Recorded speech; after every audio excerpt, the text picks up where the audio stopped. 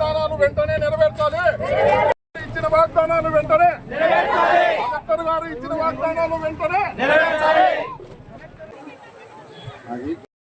Collector గారు ఇచ్చిన హామీలు వెంటనే గారు ఇచ్చిన హామీలు వెంటనే కలెక్టర్ గారు ఇచ్చిన హామీలు వెంటనే కలెక్టర్ గారు ఇచ్చిన హామీలు వెంటనే చుట్టుపక్కల గ్రామాల ప్రజలకు న్యాయం చేసేదానికి కలెక్టర్ గారు ఇచ్చిన హామీలు వెంటనే కలెక్టర్ గారు ఇచ్చిన హామీలు వెంటనే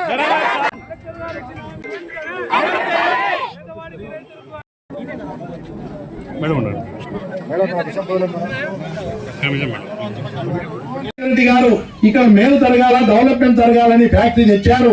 కానీ ఫ్యాక్టరీ అధికారులు తప్పు చేసినందువల్ల ఆడ వంకలు వాగులకు అడ్డం కట్టడం వల్ల మునక గురవుతున్నారు.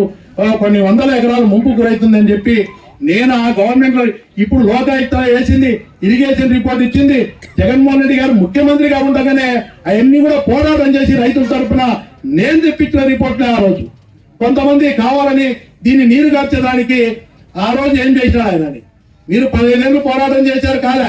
నేను 7-8 ఏళ్ల నుంచి మీకు సపోర్ట్ గా ఉంటూ నేను దాల్మే యాజమాన్యంతో కొట్లాడుతూ ఈ రిపోర్ట్లు జగన్మోహన్ రెడ్డి గారు ముఖ్యమంత్రి ఉన్నప్పుడే ఎన్ని తీసి ఆయన ఒకటే చెప్పాడు, రిపోర్ట్లు వస్తానే న్యాయం చేస్తాను ఖచ్చితంగా జగన్మోహన్ రెడ్డి గారు చెప్పారు.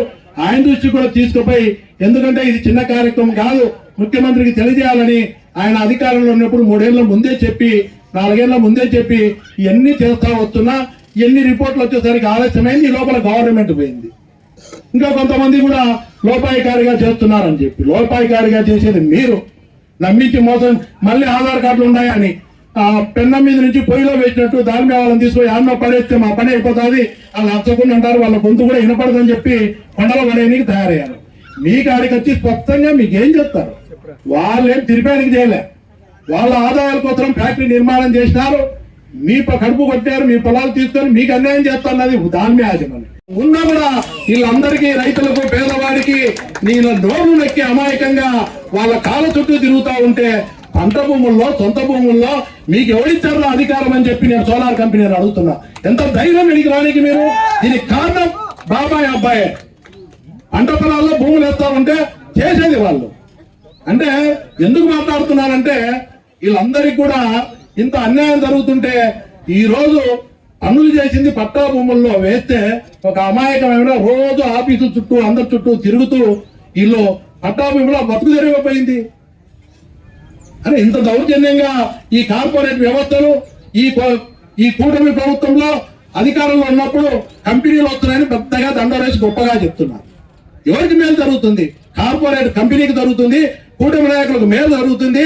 రైతులకు అన్యాయం చేస్తూ వాళ్ళ గొంతులు నొక్కేస్తూ అన్యాయం చేస్తున్న ఈ కూటమి నాయకులకు మేలు జరుగుతూ ఉంది. ఈరోజు ఆశకు హద్దు ఉండాలా, అవినీతికైనా హద్దు ఉండాలా. ఆశకు హద్దు లేకుండా ఎంతమంది పేదవాళ్ళనైనా రైతునైనా తొక్కేసి దౌర్జన్యంగా అధికారం ఉందని చెప్పి మీరేసి ఓట్లేసి గెలిపించిన నాయకులే మీకు అన్యాయం చేస్తా ఉన్నారంటే ఒక్కసారి ఆలోచన చేయమని మిమ్మల్ని అందరినీ కోరుతా ఉన్నా. నాకేం వ్యక్తిగతంగా బాబాయ్ మీద అబ్బాయి మీద కోపం లేదు. రైతులకు మేలు జరగాల, రైతులకు న్యాయం జరగాలని మాట్లాడుతున్నా తప్ప వ్యక్తిగతంగా నాకు వాళ్ళ మీద ఏం లేదు. అయ్యా అధికారం ఇచ్చినారు, ఓట్లు వేసినారు, ఓట్లు పోయిన ప్రతిసారి మీరు వెళ్ళి ఇవన్నీ న్యాయం చేస్తామని ఈ దాని మీద బాధితులకు చెప్తానే ఉన్నారు.